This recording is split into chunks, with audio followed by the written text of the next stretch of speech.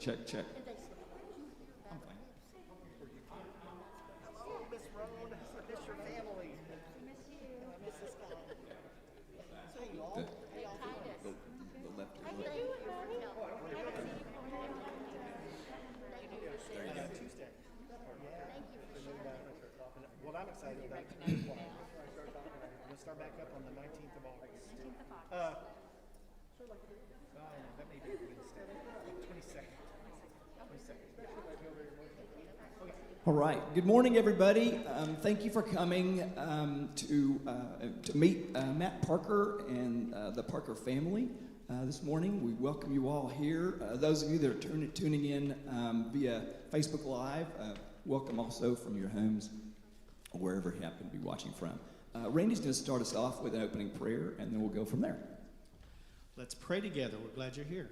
Father, we thank you for the opportunity to come and to be a part of this situation where, Lord, we can meet and greet this family in a way, Lord, that makes us feel more comfortable, and, Lord, makes us points us toward your will in their lives and your will in our lives. We give you praise for showing us direction. We pray that that will become clear as the morning and the afternoon and evening goes on. I pray for the Parker family, that, Lord, you'll give them peace. Pray for our church family, Lord, that you will give them direction, and we'll give you praise for that. In Jesus' name, amen. Okay, I'm Randy. I'm the minister of worship here. I'm going to give you some guidance here. To make people feel more comfortable, we need, every time a microphone is used like this, I'll take a wipe and I'll clean it off. So you can feel comfortable coming back up. The reason I don't want you to talk through your mask is because it'll be muffled and we're on Facebook Live and they will not understand your questions. So if you want to talk, do this. Now, if you're just extremely uncomfortable about being on camera and being up at the microphone, I will take your written question. You got to write it out exactly how you want me to ask it, and I'll ask it for you. I've already got a couple up here. If you need a pen and a piece of paper, I have it right here, but I'll be running back and forth. I'm not going to pick up the microphone, take it back up to you. It's just too much running around, and we need to keep it as centralized as possible. Are those clear? Everybody good? Now, does somebody want a piece of paper and a pen to write a question down? Good, you're going to come up to the microphone. Excellent. Okay, I do have one question I'm going to ask. So I'm going to turn it back over to Jack. The only time you're going to really see me is running back and forth cleaning off the microphones. Matt and Alicia, whatever. We're glad to have you. I'm sorry. We're glad to have you guys. Come on up, Matt. Come on up, Matt. All right. Thank you so much all for being here. We really appreciate it. I'm going to have Cheryl Frankie come up and talk a little bit about the search process. Cheryl chaired our search team. I'm the chairman of the personnel committee. Cheryl led the search team, and that team consisted of yourself, Rachel, Jax. Yeah, she's going to go over that. I'm going to stop talking. Did you move that down just for me?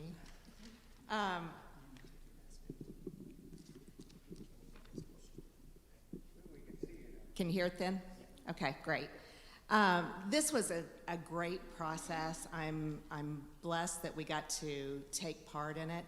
I'm going to tell you everyone who was on the team, and then I'm going to step through the process because I fully recognize that it was a little different this year. We haven't heard that lately, have we?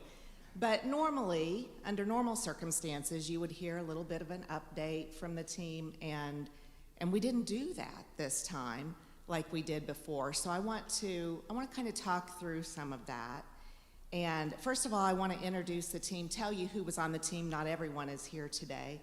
But Danielle Hamlin, Danny, many of you know her and her husband Josh. Danny served on the team. She and Josh have Peyton, who is going to be in the 7th grade this year, 8th grade this year. Woo. I better not get those wrong. That is a big deal from 7th to 8th. Noah, who's 4th or 5th grade? Okay, 5th. Greg Fields was on the team. You know Greg and Sally. Many of you know them. They have Cheyenne, who is going to be in 7th, 8th. See, just checking, make sure you knew. Emily Sadler Where's Emily? I know I've seen her this morning. Emily Sadler was on the team.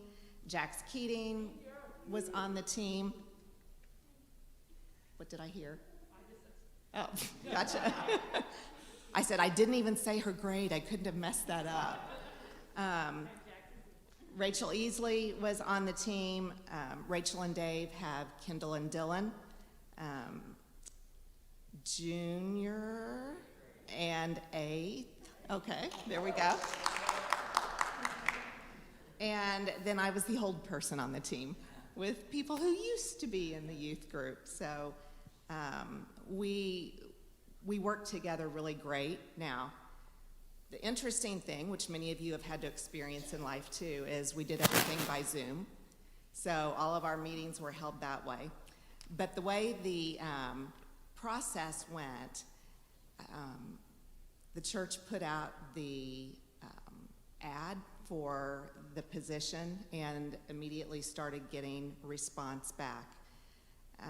It was a kind of a tough, interesting time too, because Cam left during the middle of, when this all started. So even that, it didn't feel like we had that time to say goodbye and start the process up new. But I want you to think about this committee and realize that they did a really awesome job in the middle of an event in this world that we've not had to deal with before. So I want you to give kudos to that team. But we went through those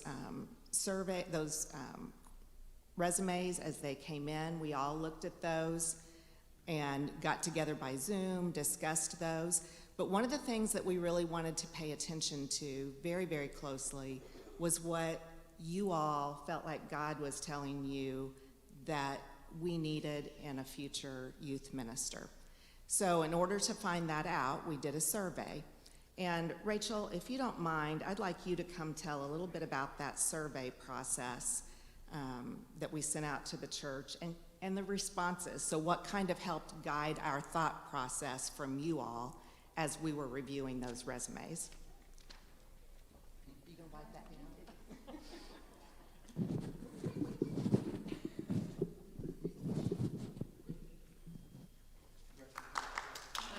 Thank you, Randy. So the survey we did, like everything, had to be done online because we couldn't be together in person. So we created a really simple survey on SurveyMonkey, sent it out to the youth, to the whole church, to parents, and we got a lot of good responses. The responses I wanted to share with you today were to the question, what kind of characteristics was the church family looking for in a new youth minister? And you have to forgive me, there's a lot. So I'm going to read. I don't have them memorized. People said they wanted someone who was genuine, experienced, deep, married with an involved spouse, looking for a place to serve for 5 or plus years, seminary educated, a strong leader, engaging, and above reproach. Someone said, I would like to see a new student minister with some experience. I would also like them to be willing to get to know the students on a personal level, while also teaching them God's word. One thing I should have said before I started, this survey was anonymous, so when I say someone said, that's because I don't know who said it. We would like someone outgoing, really involved with every student, easy to talk to, funny, pushes people to go outside of their comfort zones. We want someone caring, Holy Spirit filled, with a 4-year ministry degree, a person who is outspoken and works well with others. The ideal youth pastor is someone who wants to have fun and loves to talk about Jesus. Being a pastor is not a job, it's a calling. It is supposed to be fun. We want someone who's God-led, creative, social, a role model to our youth. There's more. We want someone who loves Christ and is willing to stay here for a while. We want someone with experience in youth ministry. I would really like our new youth minister to have experience leading a successful ministry program. Someone with a passion for youth ministry. I believe that whoever our new youth minister is should have a degree in student ministry.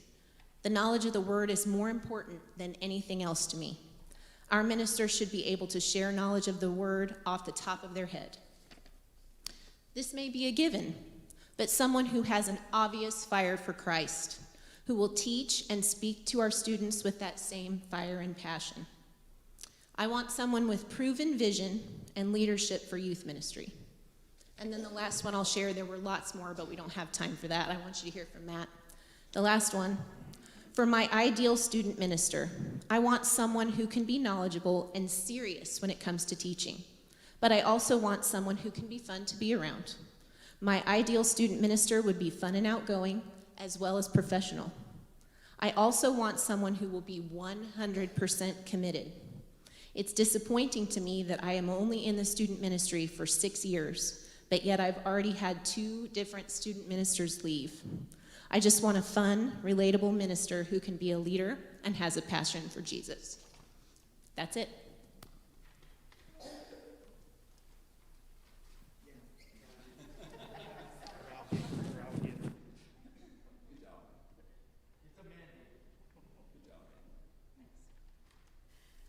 Okay, thanks, Rachel. So that's a big challenge. And as we went through the resumes, we tried to look at all of that and keep that in mind. So there were some people who it's like, well, they checked the box here, here, here, but none of us ever felt like all of those boxes were checked, nearly all those boxes were checked until we came across Matt's resume. So the process was, once we found someone who we felt like checked a lot of those boxes or was maybe a good possibility, let's learn a little bit more about them. Then we sent out, in addition to the resume that we'd already received, then we sent out a questionnaire that had an additional 7 questions on it, asking them things like, tell us about your faith journey, tell us how you would describe a healthy student ministry. How should a student ministry partner with parents in the process of reaching and discipling kids? What's one of your greatest strengths in ministry? What's a weakness? What's a real challenge for you? So that's an example of some of the things that we then received back from several candidates. Again, Matt's rose to the top, and we said we want to hear more. So the team interviewed him on Zoom, which is an interesting process, but fun. And each of us had questions that we asked, and we had about 15 questions, I think, that we asked him in addition to those 7 that we had already asked through the questionnaire. And we feel very, very good, very confident. We are so excited about the passion that he can bring to our youth ministry. And his wonderful family is sitting right here, and I'm going to let Matt introduce them in a minute, but we've had a chance to get to know them a little bit as well. Lovely family, and I hope you will join us in welcoming them. And I'm going to turn it back over to you. Very good. Awesome. Thanks, Cheryl and Rachel and the search team that has done a whole lot of work. I really appreciate them. So everybody, this is Matt Parker. And for those of you that remember Troy Taylor from when he was a youth here, I always think of Matt and Troy because they look so much alike. Matt's taller. But anyway, so Matt, I've got a few questions I want to invite you first. First, tell us about your daily walk with Christ. What does that look like for you? My daily walk is like most people. We have ups and downs, but in general, with a big family and foster kids, I have to get up pretty early, but to get some time in to myself before the craziness starts. Especially when school's in, the kids get up at 6:15. To get ready for school, so if I'm going to have any time at all, it's 5:30 to get up in the morning and do my exercising and time with God, and often those two things go together because I run, and sometimes that's a more spiritual moment for me, running at sunrise than it is at any point during the day. And you know the shower principle, where you have your best insights when you're not really thinking about anything. That's what running is for me. And so I get up early and I have time to myself because mornings are for coffee and contemplation. And so I get coffee and I have time to myself then. But then through the craziness of the day, I try to find moments. I forget which saint said this, but it's finding God in the dishes, where you have moments even in the menial things. Who was that?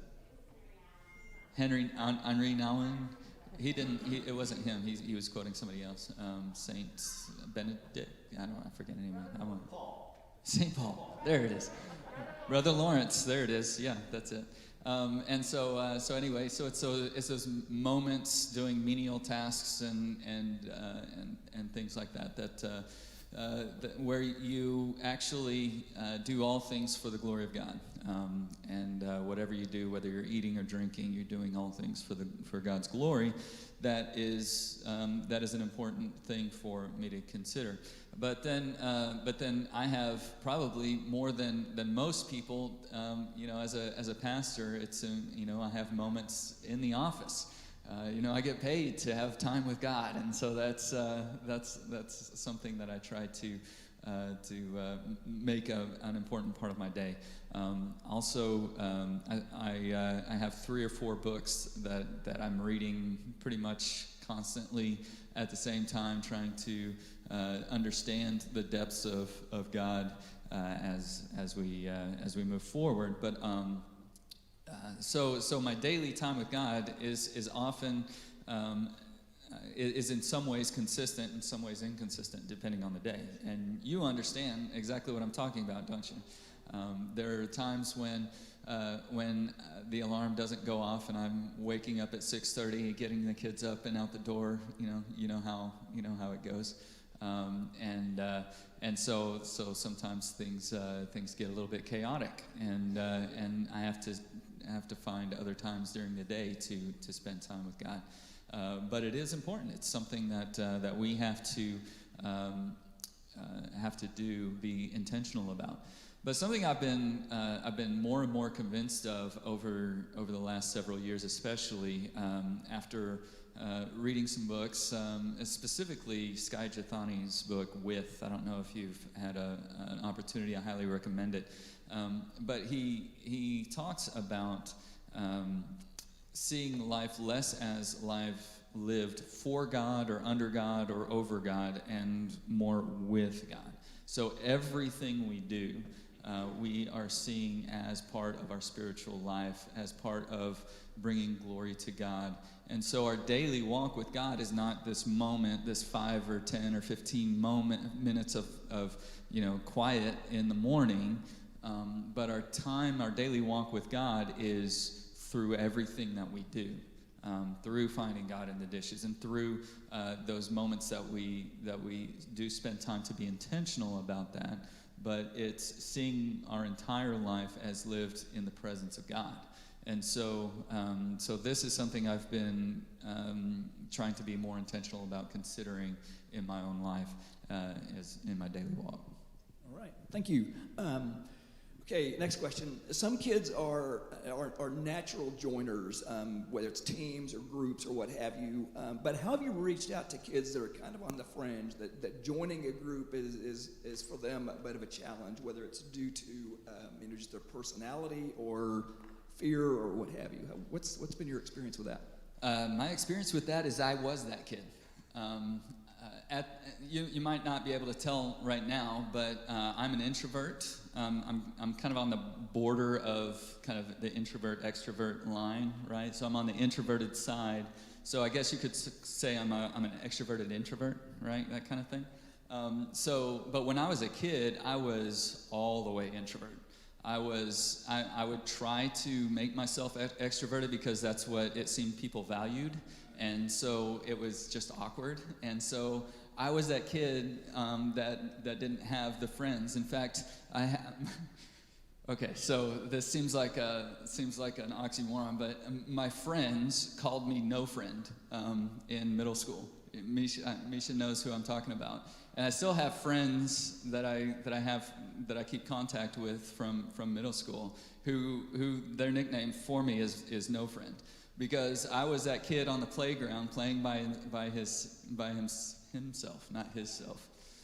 By himself, you know, and I'd be out there just fine playing by myself, and it was through the course of being accepted into groups and people actually intentionally reaching out to me, and this one guy, Wes Hamilton, he was a student pastor at a friend of mine, his church. I don't English good this morning, I guess. I don't know. But anyway, so this student pastor, Wes Hamilton, acted like he liked me. Every time I walked in the door, because I didn't have a student ministry. I was the only teenager in my church at the time. I went to this youth group, you know, just kind of awkwardly introverted, and went because my friends were there, and this guy like had a big smile on his face for me every time I walked in the door. He was a redhead like me, and so he understood, and he really was intentional about making me feel welcome every time I walked in the door, making sure somebody talked to me every time I walked in the door. And so it's those kinds of things and creating a welcoming atmosphere in making sure that we have people in place ready for a slap on the back and, hey, how are you? How was your day today? What are you interested in right now? Those kinds of things that really impacted my life. And one of the reasons I do student ministry today is so that I can be that for those awkward, introverted kids who don't feel that they have a place. And so in doing that, I think that those ostracized, those kids who feel like they don't fit anywhere else, they have a place to belong. In my current student ministry, our theme for the whole last year was "You belong here," regardless of who you are and what you've been through, what you've done. You belong here, and so that's one thing that we've done. Cool, very good. Third question. This one is probably the most serious of the questions that I asked Jeff this morning. What's the best barbecue, Arkansas or Kansas City, and why is it Kansas City? Sorry. It's actually Texas. I'm sorry. I'm sorry. And I was Sorry. about to tweak that a little bit so that Misha could, appreciate it more because he's from Texas. So anyway, sorry. What are your main ministry strengths and weaknesses? I would speak to us a little bit about that. And for me personally, yeah. Okay, so for me personally, my primary giftedness is in teaching and in serving. Those are my spiritual giftedness in general, and so service more than teaching, but those are my top two. So my strengths as a student ministry leader is in creating a structure for communicating God's word, all right, and in engaging in ways that my degree from seminary is an education degree. It's Christian education. So I probably wouldn't be able to just walk into a school and become a teacher. Misha would agree with me on that.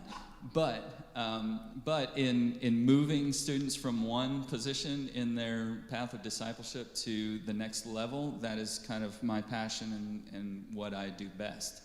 And so in communicating God's word, that's my giftedness. And in a service, I'm a golden retriever, if you're familiar with the animal personality types. Yes.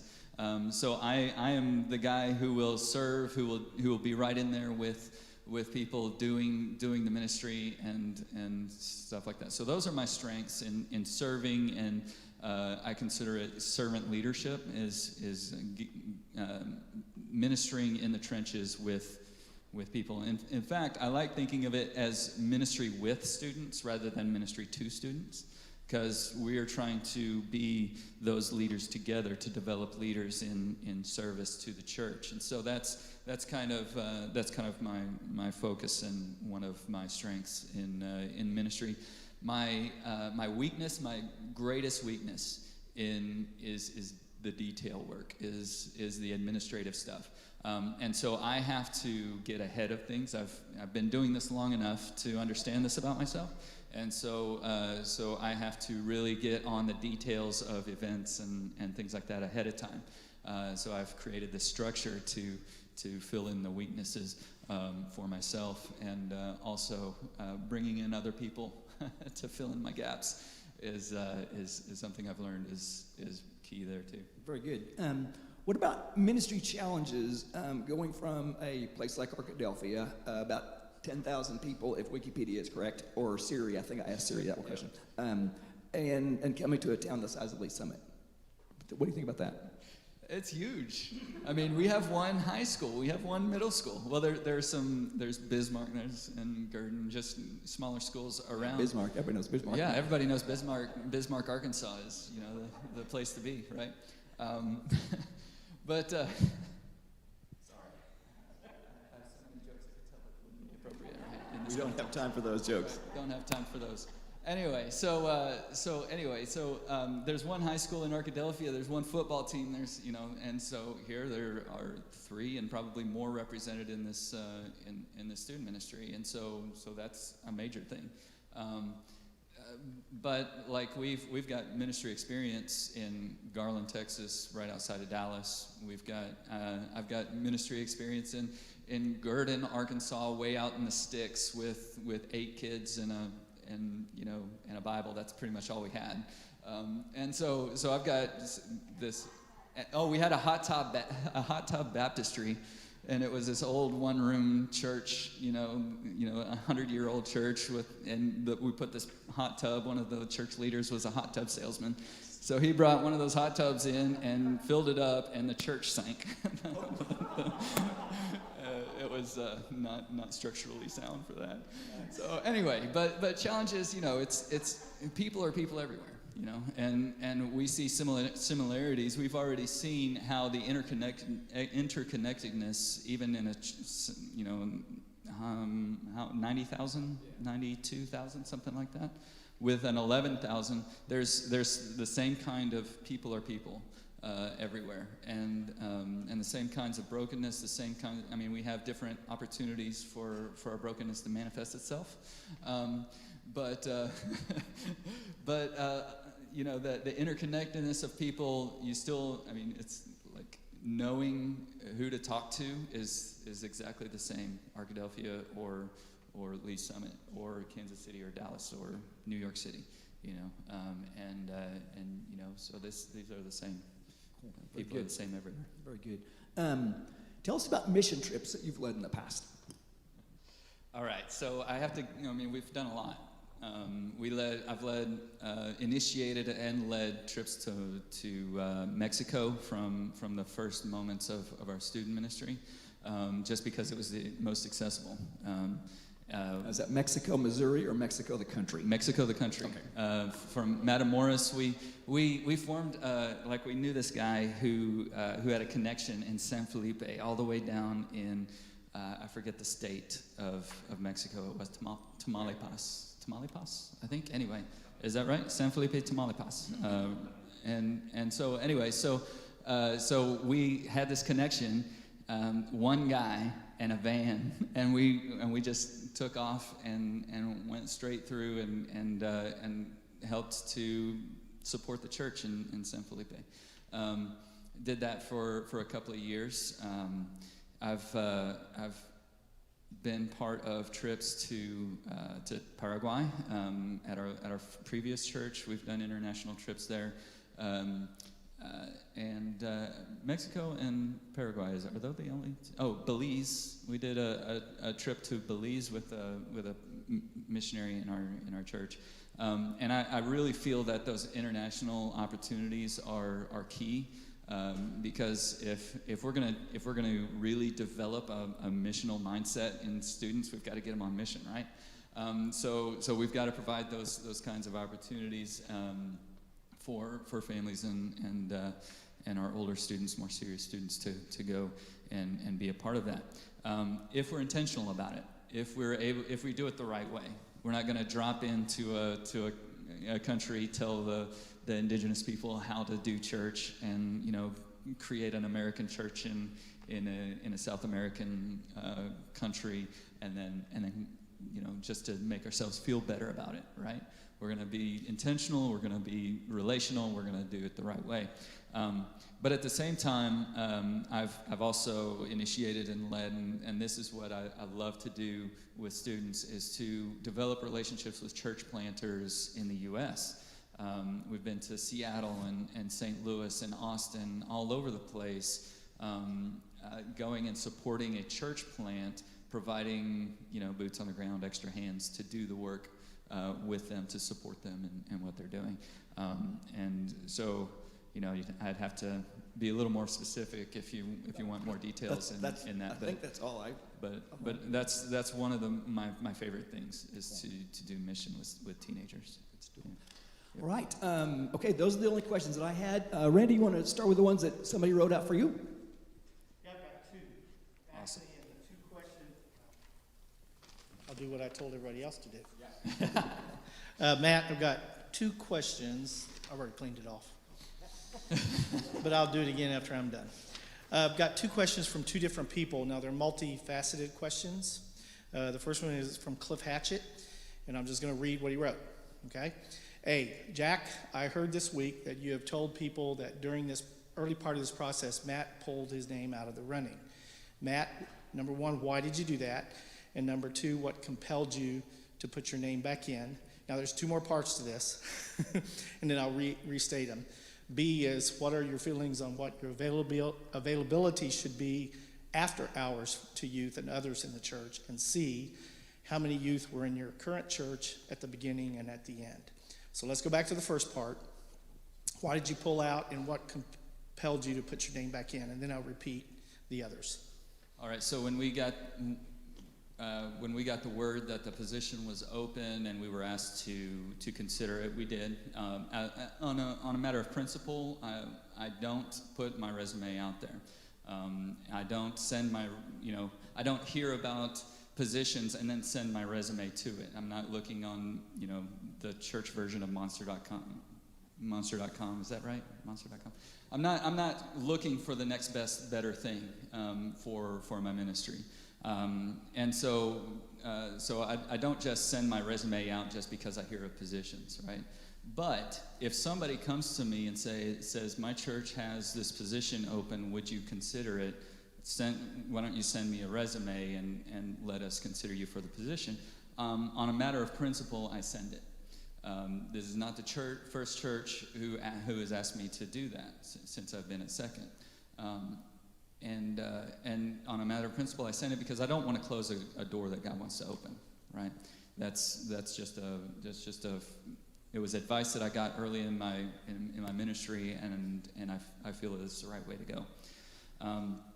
And so Blake messaged me and said, "Hey, we've got this position. I think that you would be great for it. Why don't you consider it?" So I sent my resume, and my wife and I talked about it, and we prayed about it, and we actually had a conversation with our kids about it, and we were like, "Hey, is this something that we are open to? Do we want to move forward in the process?"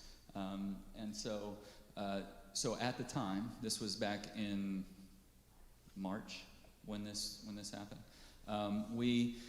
We prayerfully considered it, but I had recently had some movement, some clear vision for the student ministry at Second Baptist that I hadn't had previously, and we have a high level of influence in our community, small town. We'd been there for a while, and we really did. I mean, we have us leaving Arkadelphia leaves a hole in the town, and it is something that we have been intentional about in placing ourselves in positions of influence there, and so my wife is has an incredible influence in the school district for being an early elementary music teacher. It's actually surprising that she would have this level of influence in the school district. We have foster kids. We currently have a placement in our home. And we had just taken in 2 more just a couple of weeks before we got the message. And so we're like, you know what? All of these things, it's just not the right time. Okay, so we prayed about it, and the questionnaire came to the email. I started to reply, and I was like, this just doesn't feel right now. And so we decided, you know what? Thanks for the message. We're just gonna, you can take us off your list for now. And so a couple of months later, we went on with life. We got some bees in the in-between time, and we were learning how to take care of bees and things like that. Some It is not, but Some people speaks baked to- bread, some people got bees. It speaks to how we were just settling back into life and moving on as if things were gonna continue in Arkadelphia. I like her. I like her too. And I'll tell you the last question on the questionnaire was, is there anything else that you have to say that we should know about you? And I said, my family, my kids, and my wife are the best thing about me. And so I'll just put that out there. So anyway, after a while, evidently there had been a whole stack of resumes that y'all went through, and you guys really did do your diligence in this, and we got another call or another message, and it said, I really feel like you guys are the ones that God has for our church. And knowing the person that was speaking and how it's not a spiritual thing, he doesn't say manipulative or over spiritualized things like that. It caused a question in my mind. Did we shut this down? And it was actually God, trying to nudge us in the right direction. And so we prayed about it again. We had actually, there had been some, uncertainty in our position, in our circumstances, not in our position at the church, but in the way things were going to progress with the school district and some of the things that we were involved in Arkadelphia, that had caused some uncertainty in our lives, unsettledness. And so when we got the message again, we prayed about it again. We went ahead and sent the questionnaire, and we were still like, we've got a strong vision for the student ministry. We have all this influence. We have foster kids. We're okay. We're okay here. But then, we went through the questionnaire. We had an interview. We met some people online, as best as you can meet somebody online, right? And it seemed the more that we went into the process, the more things were lining up that this was the right thing. And so then we came up for a visit, and we met the people. We got to know the area a little bit. We met with the search team. We just met people. And there was a moment where we just felt like, this seems right. This seems like this is something that we can move forward with.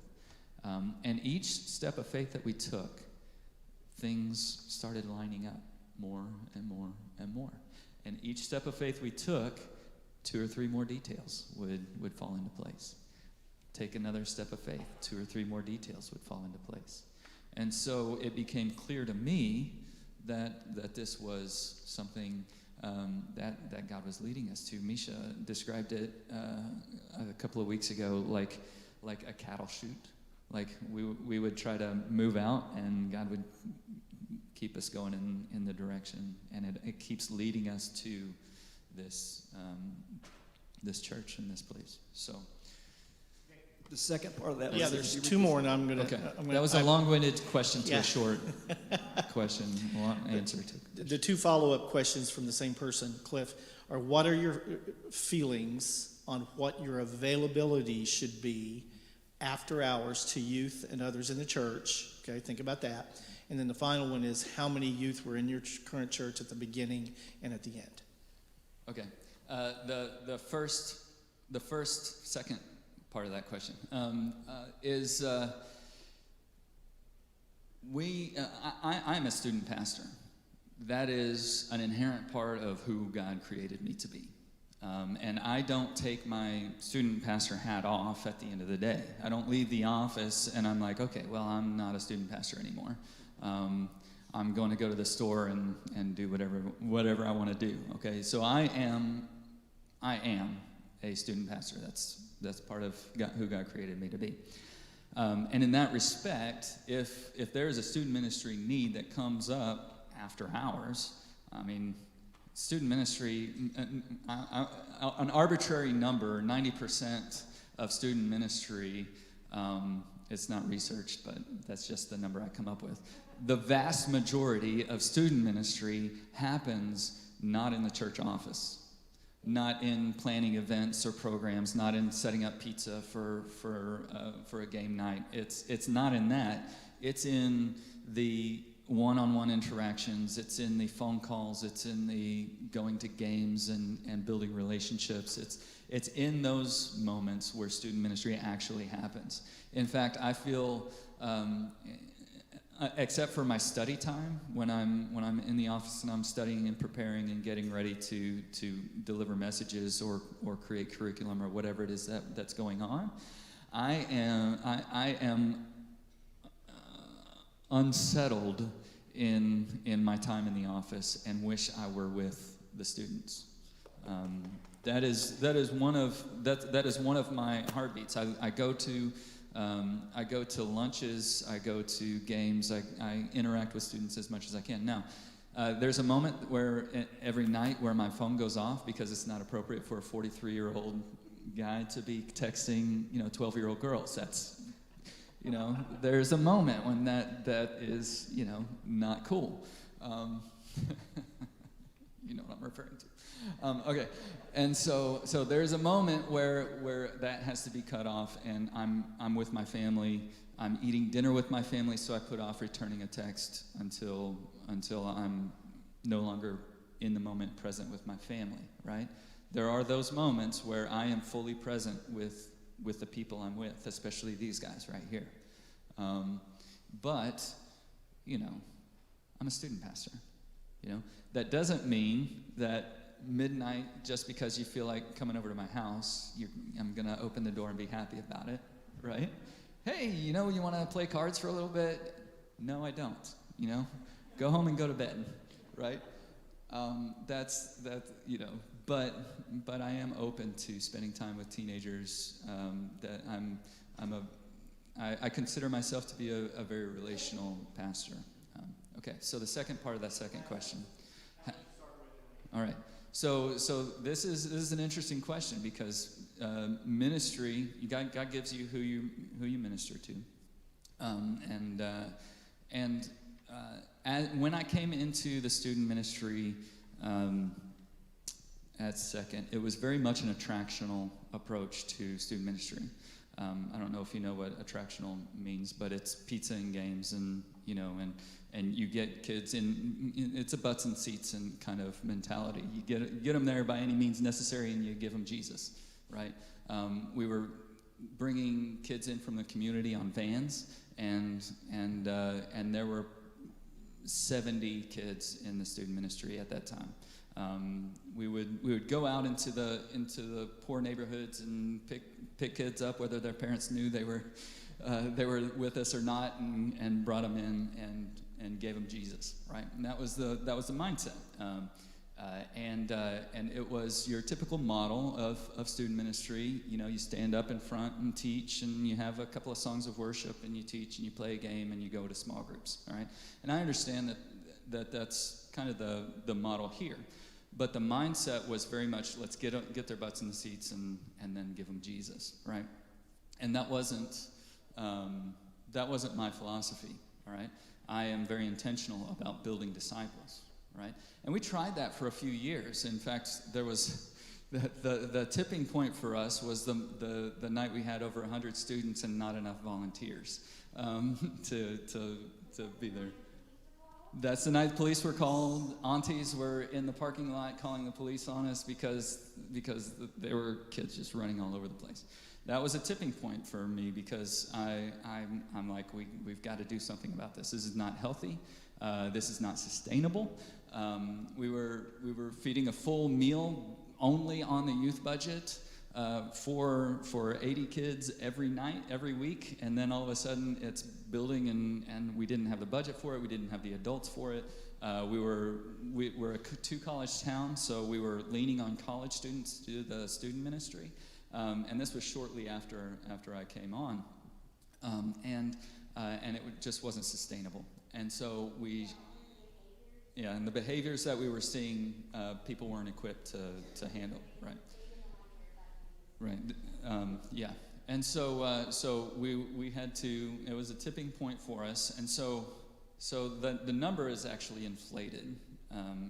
The 70 to 80 student range is an inflated number because it was in that model where we were bringing in kids just to say we had them there, basically. Since then, we've gone to a more intentional discipleship model of student ministry, and we're at 50 to 60 right now. On the rolls, people who are involved at any point during the student ministry year, we've probably got 90 to 100 students on our rolls who are involved at any point during the year. But involved on a Wednesday night, 50 to 60, on a Sunday morning, 30 to 40, and those kind of, in the Venn diagram, we have our Sunday morning and our Wednesday night. You know how that goes. So. Well, this is from Amy Sadler. So, and this is the last time I'll get up. This is for one of our youth mothers. Sure. 2 questions. What is the primary priority with our kids here at this point, as you, if you decide to accept the call? And number 2, which is more important to you, students' theology, their theology as you teach them, or building relationships with them? So that's kind of a 2-parter. I don't know which one you want to answer first. I'll repeat that. The first question is, what is the primary priority with our youth if you decide to come? The primary priority of any student ministry anywhere should be in building disciples of the next generation, in my mind. Our goal is not just to get kids to walk the aisle and get dunked, right? That's not my priority. I mean, I want that to happen, definitely. And that's part of building disciples. That's the first, in our stages of discipleship, you know, you've got your pre-evangelism where you're building relationships with non-believers and you're actively involved in reaching out to communities where they are unchurched and don't know anything about Jesus. Then you bring them to a point of accepting the message of Christ, and that's less about me and more about the Spirit moving in their lives. But I build my relationships with them so I can communicate the truth of that to them, right? And we lead students in understanding this as well. All right, so building disciples starts with pre-evangelism. I call it softening the beachhead. So building disciples of the next generation, primary priority. Okay, moving people from wherever they are in their current path of discipleship to that next level in their path of discipleship. That is primary for me. I forgot the last part of that question. The second question is, which is more important to you, the students' theology or building relationships with them? It's all the same. Building relationships is creating the atmosphere and the opportunities to speak truth into their lives, right? So I can speak theology to students until I'm blue in the face, and if they have not let me in, then there's no point. I mean, they're not going to hear a word of it. There's actually a new thing, a new term that I've heard recently. It's called civil disengagement, right? Where, especially with the younger generations, they've learned so well how to sit and listen respectfully, but in their minds, they're completely checked out. And so they're sitting and they're respectful. They're making eye contact. They may even be hearing what you're saying, but they're completely disengaged. And so one of the things that helps with that is small group interactions, bringing them in on the conversation. And this is a relational thing. They've got to give you permission to speak truth into their lives before they're going to receive any of it. And this is one thing I think that Jesus modeled all over the place. He healed people. He reached out to them. He went to people who other people ostracized and pushed away, and he built that relationship. And to them, it was grace, grace, grace, grace, grace. And then they received him, and he spoke truth to them. I think that's why John 1 says he was full of grace and truth. I preached a message on this at Second Baptist just this last Sunday. Was that this Sunday? It seems so long ago. But you know, he was full of grace, and I don't think the word order there is an accident. He was full of grace and truth, right? To the non-believing world, it was grace, grace, grace, grace, grace, building relationships, reaching out to people who people didn't normally reach out to, and then he spoke truth into their lives. Because then, once he demonstrated care for them, it's that old adage: people don't care how much you know until they know how much you care, right? I mean, that's the truth. And so we want to avoid all of that civil disengagement and really dig down deep into the relationships so that they can receive the theology. So, hand in hand, they're together. There's no difference in my mind. All right, very good. Does anybody else have questions that are here? Gary, and then Julie. Matt, thanks so much for your responses. Have one online request that came in. Ask if you had any experience or thoughts about working with special needs teens. We actually have a student, it's a pastor's daughter of our church right now, who has a chromosomal disorder, and she is so fun. Love it. She's right there in there. Now there are some things that I'm not equipped to handle. Some of the special needs that she has. So there are often times where we have to call mom in and or brother or sister to come and help her with things. But it's just a delight. It's always been, SPED kids are some of my favorite kids. So this is a thing that I have no problem welcoming kids into there, but there are some ways that I'm not equipped to handle some of the needs that they might have. But as much as I'm able to, Haley is so, she's always got a smile. We have our special handshake. And she's always giving hugs. Obviously not right now, but she's always got a hug and a smile. And some of the most delightful moments in student ministry have been with special needs kids.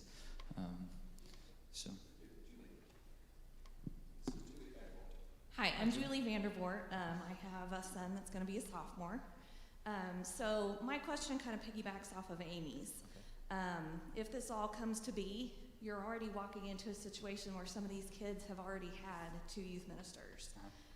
This last situation left without a goodbye. So how are you planning on starting your ministry with these kids that already have some distrust, some uncertainty about the constant in their youth ministry. How are you planning on working with our youth that are here now to let them know that even though they've had such an uncertain time in their youth ministry, you're here to take care of them? Sure. A lot of times that comes over time. I found that trust is built, is earned over just being there. But in the short term, and this is the concern because usually when a new student pastor comes in, the upperclassmen have a hard time connecting because they formed their ideas of what student ministry is when they're middle schoolers, and then they have a hard time with that as they get older if there are any changes to that. So one of the things that I found is effective is sitting down with them and listening to what they want the student ministry to be. And I am very intentional about giving students leadership in student ministry. Part of discipleship, I think, is helping students to see themselves as leader in the church, not in the future, but leaders in the church right now, to find their area of leadership with their friend groups or whatever ministries they're involved with, and finding a place where they can serve and lead right now. And so an obvious place for that, especially for upperclassmen, is to give them ownership of the student ministry, to sit down with them and say, all right, you guys are experts in this student ministry. As it is, I am coming into this new. I don't understand the people yet. It usually takes about 3 years for a pastor to really assimilate into the people and to understand the context and the culture. Which is why it confuses me as to why student pastors leave after, a year or 18 months or 2 years, because they don't even know the people yet, and then they're gone. So I make it a point to give students ownership of the student ministry, and that usually not just engages them in what's going on now, but helps them to bring up the next generation of students into that ministry and help them to know how they can be leaders in the ministry. And then also, we want our students to be excited about what's going on, right? And who is more excited about something that's going on than something that they've helped to build, especially if it's great, especially if it's high quality, as good as we can make it, and kids are excited about that. They're going to bring their friends. They're going to want people to be involved with that and be a part of that. And I think that's a sustainable way for us to build a ministry. And so I found that to be true over and over in every context that I've seen. And I've served under student ministry mentors who were awesome at doing that. And so it's been a heartbeat of my ministry to build leaders within the student ministry to take on ownership of what's going on. And so, yeah. You got another one? Yeah, so you kind of led into another one of my questions. You'll see tomorrow, my family is super involved. We're here all the time. Excellent. And most of that is through our music ministry. Uh-huh. We have a fantastic youth choir, have had for a couple decades. I heard it a couple of weeks ago. So how do you plan on working hand in hand with a ministry that has been so successful for so long without making our kids feel like they have to be either part of the youth group or a part of the youth choir? I want to see that symmetry come back because it's been torn apart for several years. Sure. So how do you plan on working through that? One of the things that I feel that I'm good at is to recognize the reality of the situation, right? A lot of people, and build on what's actually true of a student ministry.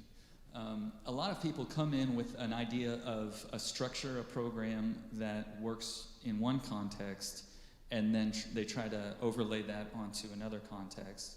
And usually, it's a student ministry built for athletes and extroverts. And that's, in general, when a lot of people think of student ministry, they think of the extroverted athletic, pizza and games and people doing crazy things. That's not true of every student ministry. So what I like to do is to come in, look at the reality of the situation, and then make a plan of how we can best minister to the students in that context, right? For our group at Second Baptist, we had a lot of introverts and band kids, along with some athletes who are also introverted. But the typical model of student ministry wasn't going to reach them. And so what we decided to do, in part of building leadership also, was to establish a way for students to see their giftedness and who they are as valuable to the church at large. Okay, and this is getting around to the answering your question, right? And what that meant for us was establishing a worship arts program that hadn't previously been there. We established a choir and a band. It wasn't an orchestra, although we had a string. I guess it kind of was. We had one violin player, right? So we established, against the grain of the culture of student ministry, we established this worship arts program. There's a fantastic worship arts camp at Ouachita Baptist right around the corner from our church that we started. Kids were already going to PraiseWorks, and we weren't trying to reach those kids, you know. But we were like, more and more students were going to PraiseWorks. And my kids were interested in going to PraiseWorks, and then a lot of friends were interested in going to PraiseWorks. And so we were like, why don't we just reach students where they are, where their interests lie, where their giftedness is? And so we established this program. In answer to your question, it seems like here, obviously I haven't dug into the situation long enough or deep enough to really understand the student ministry, but it seems like this is a major, Randy, you can help me understand a little better, but this is a major part of student ministry at First Baptist Lee Summit. So it's a contextual thing, but yes, if this is where the students are, why wouldn't we make some kind of synergy? What's the right word? Alliance. Synergy, symmetry. Symmetry. Come on, thesaurus people. Yeah, right. Between what's already established, what students are already involved in, and what we do in there's no difference. It's all student ministry. So why not hit students where they are and give them opportunities to lead? That's my feeling on it. Cool. Other questions? Yes, Gabby. Follow up on something. Okay. Go ahead, Randy. Gabby, come on up to the middle, if you would. I need to follow up something on that. And she didn't clarify it real well, but our last youth pastor was wonderful at integrating with me. In fact, it's the first one in several years that finally I could feel comfortable with. And he did a great job in interacting, and she was right. He had no chance to say goodbye, not because he didn't want to, or the kids didn't want to say goodbye to him, but because of the stuff that's going on now. And I don't want there to be a false impression that happened, because he was wonderful. Yeah, I Cam's worked great. departure was on good terms. Yeah. Yes, Right. he left on Well, very good terms, yes. and I believe left when he felt like God was leading him, and I totally support that. But again, it's so comfortable knowing that you're okay, because I've been under fire before. Sure. For Sure. not working well with the youth pastor, and I don't want that to happen. Right. If you come, so you probably heard stories, and I want to dispel those, because I'm really easy to work with. I'm sure. Good. Yeah. Gabby. Go ahead, Gabby. So I have one question for you, and then if you guys are okay with that, I have a question for like the kids and your wife. So Okay. I'll start with my question for you. You talked about like leadership groups Yes. and like the students, which like I am a firm believer in. Sure. But I just graduated, and in my 6 years, I never was asked to be on a leadership group, but there's always one, and it was always the same kids. And so if you weren't one of those 5 or 6 kids, you didn't have any say at all. So it was either like these 6 kids or nothing. And so like, I mean, like if, like how has it been set up at your old church? Like you have your leadership group, but then like, do you ever get ideas from the whole group, or do you change them out every so often? You know, like how do you get the whole youth ministry idea? That's a You know? great question. That is an incredibly good question, because it seems like, and I've felt this at college, there were the 10 or 12 guys that the BSU director. Y'all remember the BSU? Anybody? Oh, yes. Anyway, the BSU director had his 12 guys, and we called them the All-Stars, the BSU All-Stars, and we were all bitter about it. We were going to do ministry right, you know, and that was, we were arrogant in our own way. But one thing, and it's contextual, you know, it's what works and what is best at any church. But my philosophy is we're going to establish leaders we're going to build leaders out of everyone we can, right? The end goal of discipleship is spiritual leadership. There's a lot that goes in that, but as we think about the structure of a leadership team, it's like an open invitation, and we take students in, you know, members and involved, you know, and people who have stake in the student ministry, and we give them opportunities at their level to lead, right? So not everybody's going to be ready to deliver a message, right? Not everybody's going to be ready to, you know, be a spiritual mentor to a younger student, right? But everybody has areas of ways that they can grow as a leader.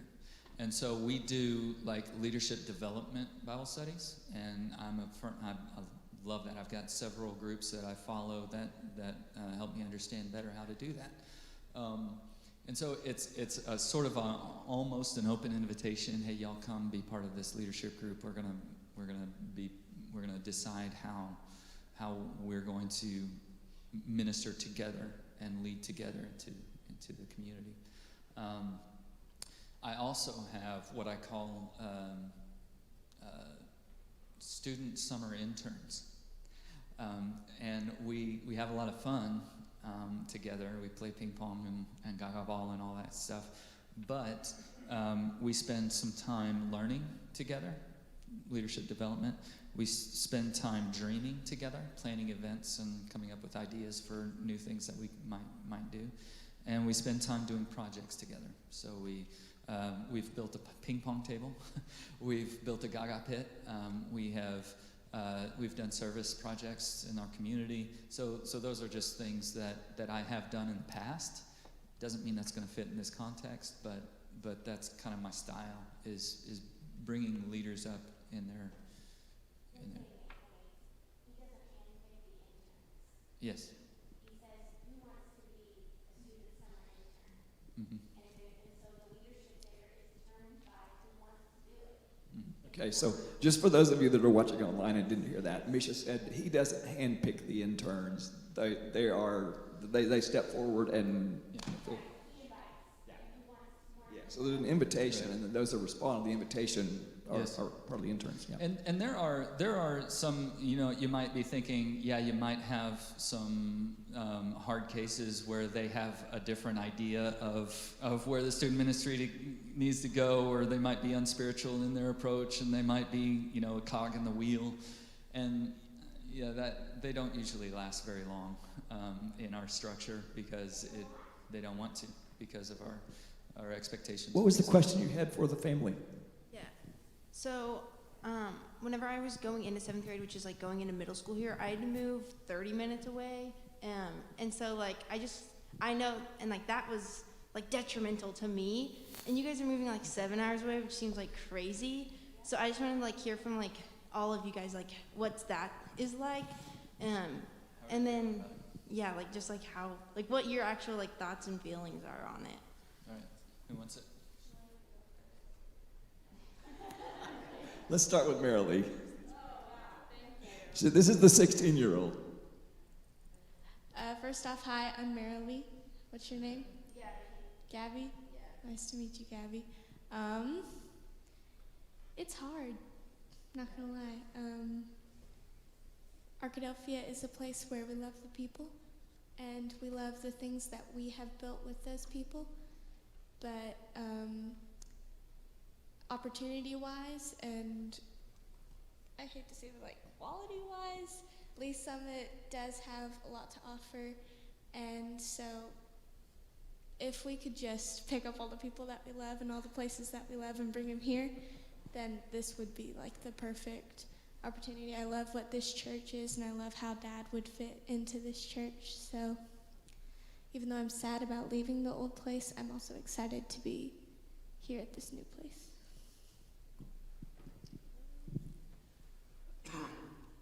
For me, it kind of sucked, like a lot, like how this place.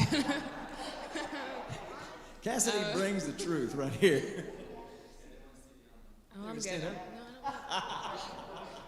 Okay, well, I didn't like it at all. Actually, didn't talk to these two for a really long time because I was very mad.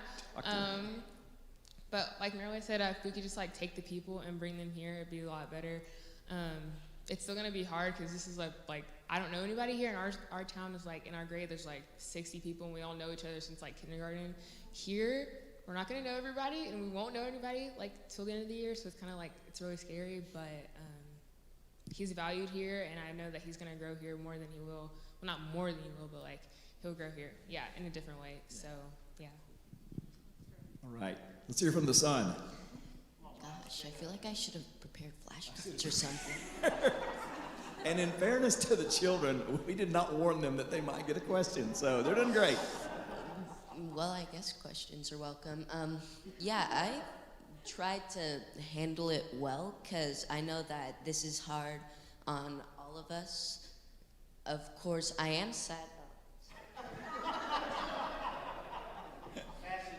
Yeah, go ahead, buddy. You're doing great. That's yeah, but I do think that it has been pretty hard, you know, leaving someplace that you've been for the past 7 years. Like, of course, it was a population of 10,000, and now we're here in Lee Summit, where one of the high schools is bigger than one of our college campuses. Not even joking. It's crazy. I mean, I'm not mad. It's just a little weird. The thing I'm gonna miss most is, of course, it was a college town that we lived in, so we did have interns, college interns, and they were wonderful, wonderful people. But yeah, I do see a lot of wonderful people here. Everybody wave. Hello. All right. Good job, Miles. Misha, you wanna chime in? I guess. Misha's got Megan, right? Yeah. Sleeping on her lap, so she's gonna stand up. I think Meg is asleep. We haven't slept a lot lately. There's been a lot going on. So, I mean, I'll just be honest, it's sometimes still very hard. I had a total meltdown the other night here. And actually, Cheryl drove over and found me in the empty Outback Steak. You remember there was an Outback Steakhouse by the, well, it's empty. I was just pacing back and forth, talking on the phone. We ended up sitting in front of Ted's dumpster. And it's one of our better dumpsters. Right. It's I took a picture of it. I think I'm gonna frame that picture as like a spiritual marker because I probably gonna cry. Like for me as a mom, like this is so hard. You don't want your kids to suffer. But you know what? God doesn't ever promise you that your kids are never gonna suffer. And especially in this instance, we know that where we are together as a family, like our family, we are a family. and that's going to be fine. We have already had the people that we had the opportunity to meet reach out to us as extended family and take us in as their own. And if they are any reflection of the character of your church at large, this is going to be fine, because we've been loved and we've been cared for, and they've been concerned about the kids and where they're going to land. There are a lot of decisions that have to be made when you move to Lee Summit that you don't make when you move to Arkadelphia. When you move to Arkadelphia, you are going to Arkadelphia High School. Like, there is no question. This is your elementary school, this is your middle school, this is your high school. And so on the one hand, that's very confining. Boy, is it confining. On the other hand, it's freeing, because you don't have to wonder the what ifs and look for a place that goes to a certain spot that you still don't know about. So for me, like as a teacher, I can see that God maybe has prepared something special for me this year to do. And we wonder too, Gabby, like in each place that we've been, it's become clear to us after a while why God has brought us there and what the work was for us to do. So it's kind of exciting, like not knowing yet, like what are the good works He's prepared in advance. But you're very wise, and I appreciate that you're thinking of my kids in this situation, because it's kind of a disaster, right? I mean, you were entering 7th grade at the time, so you had to start at a brand new middle school and you didn't know a soul. And that was going from a small town like Grand Valley. Okay. We had 2 middle schools, 1 high school, and now it's going to. Okay, so it was, you knew everybody. So how are you now? I'm just asking. I mean, it's been 4 years. Yeah. I'm pretty good, actually. I mean, graduating, my mom actually is a teacher too. So she was a teacher Right. at my high school that I ended up at, which is why we moved. Right. But I was mad, just like you. I was so mad. I literally did not want to move. And like I said, like I could still drive and go see my friends. So I can't even like imagine. And I would say middle school, my first couple of years were rough. And I wouldn't call home. I'm like, we're just going to the house. And then finally, I would say probably like freshman year, I got involved in band. I got involved in some clubs. I was finally at school with my mom and my sister. And so it just made things easier. And I had made friends by then. And I got to know a few people, which, like you said, like in Lee Summit, you're not going to know everybody. Right. But it's like knowing 420 something people isn't even that much fun, because you don't get to really know them. So it's and like 30. Yeah, so just Yeah. like a few friends, and it made it so much easier. And just like not long story, but like I ended up doing like a weird thing for my senior year of high school. So like the academic things that like Lee Summit has to offer were way better than what I had at my old school, just because I would have never been able to get 27 college credit hours going into college at my old school. So like, and I want to be a teacher too, so like the academic side of it really pulled me in, and I'm like, it's not that bad. And I call home now, and but it takes a while, So here on the back end, you can see that it was a good thing. Yeah, it was for But sure. it just took you a while. Yeah, I wouldn't trade anything for the world being at school with my mom. Like Right. but it took me a while to get there, Well, this little one is going to come with me when she's awake. Yeah. But Yeah. one person in this family may or may not be bargaining for a tattoo as part of the deal. Just going to tell you. They're like, Miles, good it's choice, buddy. Good now choice, or buddy. never. While they're so guilty about doing this to me. Yeah. They all of them have come up with their terms. So don't think for a minute they're not extorting this for all it's worth. Very good. Okay, I'm going to have Matt grab that microphone back, and Hannah Roan over here is going to ask a question. Go ahead, Hannah. Hi, I do have a question that kind of piggybacks on Gabby's first question to you. She's a graduating senior. I'm a missionary kid, ministry kid, ministry spouse, military spouse. We've been to a lot of churches through my growing up, and I have seen a lot of churches where kids graduate from high school and they kind of fall into the college black zone or the empty zone. Do you have a plan of how to incorporate freshly graduated high school students until they're involved in maybe a college group or whatever, of how to help them be still integrated with, you know, the people that they grew up with. You know, a lot of them are very close with upcoming seniors. One of the churches that we attended, when you graduated from high school, you were not invited to youth events anymore, and a lot of those kids felt like, you know, they were shut up by the church. And so I don't have a kid in that realm yet, but it is something that is, you know, something that is concerning to me, having seen it many, many, many times, where they just don't feel welcome. And then you see a gap of the college kids who just have nowhere to go. They don't really feel welcome with the adults in the church. They don't really feel welcome with the kids in the church, youth. And so they don't go anywhere. And that breaks my heart. I've seen a lot of kids just fall away from the Lord because they don't feel a place. As an upcoming youth pastor here, do you have a vision of how, and I know you said with leadership and stuff like that, but how to get those kids back involved in leadership or in different responsibilities in helping with the youth, not putting it all on them because obviously they're young and they still have a lot of learning to do, but just not letting them fall to the wayside. Good question.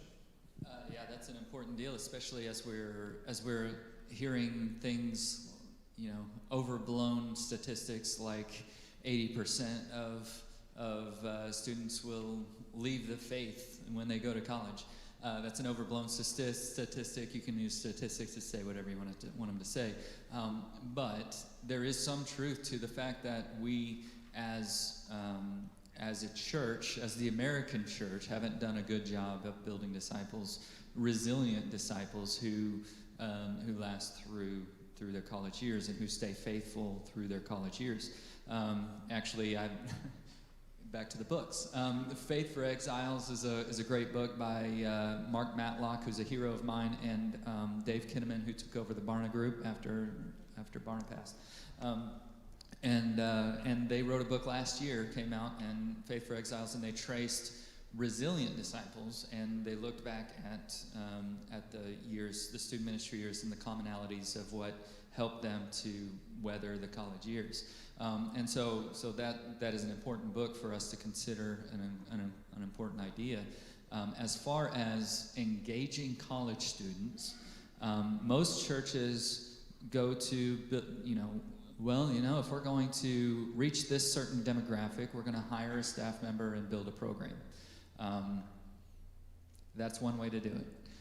But probably the more effective way is to, in an intergenerational mentoring kind of way, to help them to build those relationships through those college years.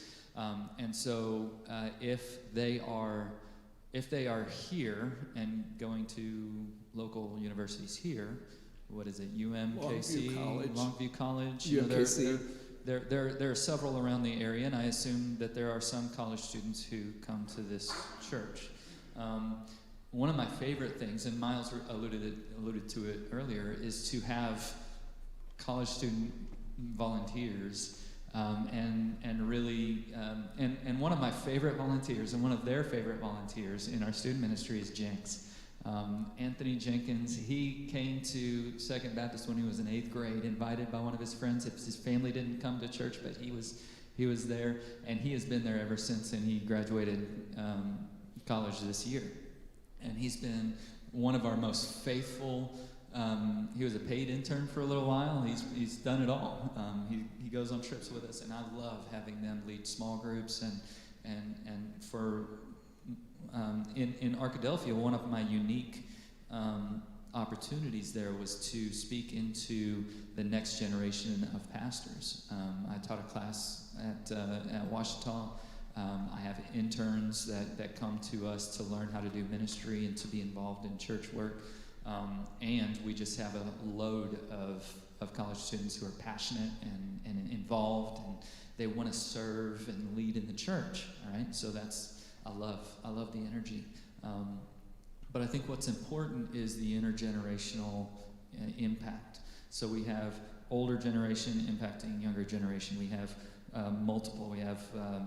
We have a lady who's retired and involved in high school small groups, along with the 50-somethings who host small groups and lead small groups, and we've got a wide range of the intergenerational impact that I think is so important. And actually, in Faith for Exiles, and any book you read about building long-lasting, lifelong disciples, they're going to talk about intergenerational relationships and input. And I think somebody put out a long time ago, a student to be spiritually healthy, a student needs at least 5 adult relationships of various kinds.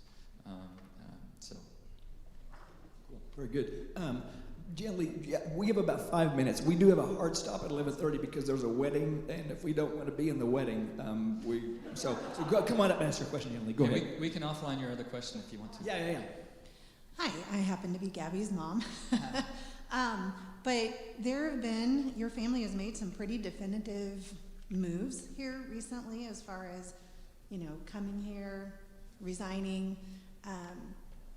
What kind of made you make those decisions and put those things in place kind of prior to coming for the official call and vote? Sure. Yeah. And if you have a backup plan, if something doesn't go right?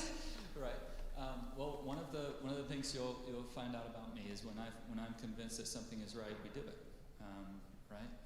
We didn't adopt because when we see that something is right, we go out and do it. We foster because that's the right thing to do. At the same time,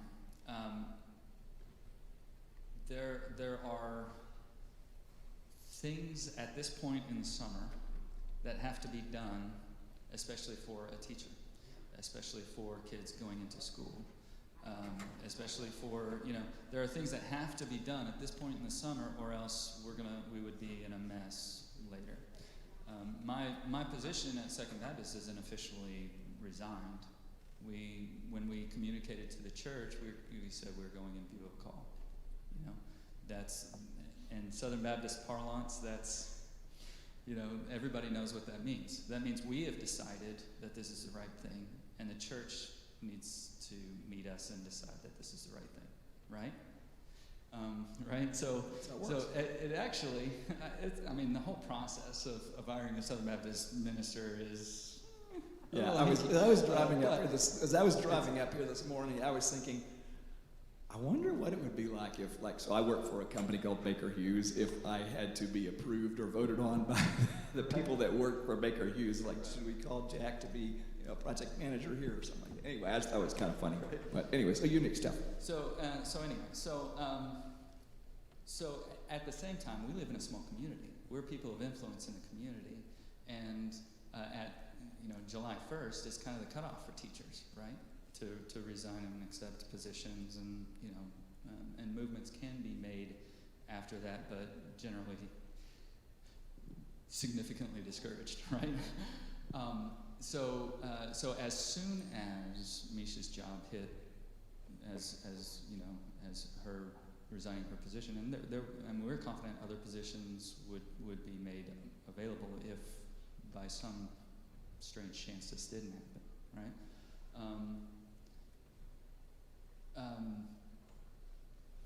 As soon as her job posting hit the Arkadelphia message boards, everything is revealed, right? So the timing of everything, where we are in the summer, the timing of everything that we have had to communicate is just awkward. And then with social media, it's even more so. And then I imagine there's rumors and misinformation going around all over the place in Arkadelphia right now because of social media and because it's a small town and because the rumor mill is just ridiculous, especially in Arkadelphia. And I can only imagine what it's like here, but I'm sure there's been some conversation about it here, especially given your question. So probably pre-2007, this is probably a fairly common order in how things go. A pastor makes the decision, this is the right thing, I'm just going to, and then has to inform church leadership that he's made this decision, right? And so we're living in this really kind of strange time as far as information goes. And so we felt that this is the right thing, and we had to make moves. If this is the right thing, if we feel this is the right thing, we're going to move on it, right? And if we feel that this is the right thing, there were certain things that had to happen right now, right then, and so that we could get established here with school year and stuff like that. So that's why on our end, and then we wanted to honor our church. We're still members at Second Baptist Church, and they didn't need to hear from someone else through the rumor mill that we are considering a move. You know what I mean? And so I know, and I understand the church governance and church vote and all of that stuff. That is one of the things I'm very aware of in church, and I can tell you stories about past times. I can't right now because it's time. But we can offline the conversation if you'd like to understand a little better what our decision making process was and stuff like that. I'm completely open to having that conversation with you. And I know it's awkward and but. Very good. We have just 2 more minutes. So if you have any stories about Kimberly Attaway, I think now would be a good time for all of us to hear those. Misha worked closely with her with the choir at Washington. So.